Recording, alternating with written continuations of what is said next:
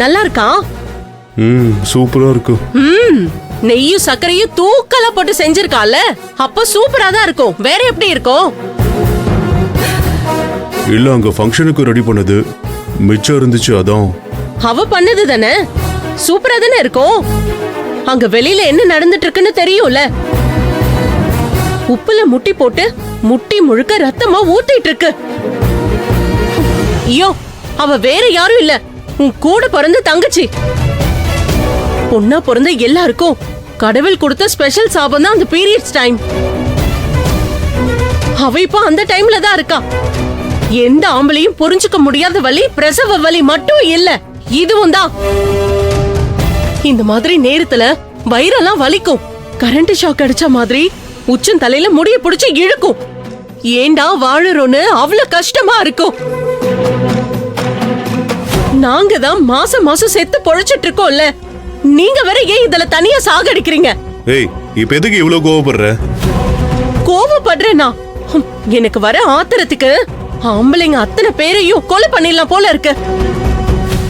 வெளியில உன் தங்கச்சி செத்துக்கிட்டு இருக்கா, நீங்க உட்கார்ந்துகிட்டு ஜாலியா கேசரி சாப்பிட்டுட்டு இருக்கியா?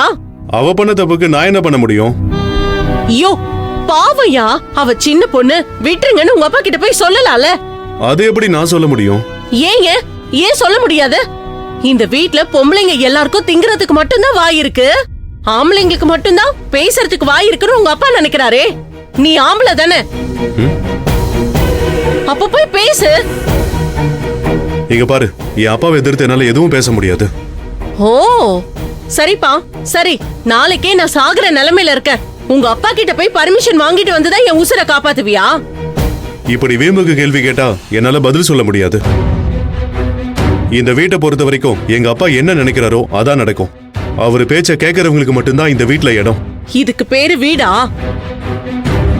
பொம்பளைங்கள மதிக்க மாட்டீங்க, அவங்கள பேச விட மாட்டீங்க, அவங்க கஷ்டத்தையும் புரிஞ்சுக்க மாட்டீங்க, அவங்கள ஒரு மனுஷ ஜென்மமா கூட மதிக்க மாட்டீங்க. ஆனா இதுக்கு பேரு வீடு. உங்களுக்கு தாயா இது வீடு? பொம்பளைங்க எங்களுக்கு சுடுகாடு. இந்த சுடுகாடுல நீங்க மட்டும் சந்தோஷமா இருங்க, நல்லா ஆண்டு அனுபவிச்சு சந்தோஷமா இருங்க.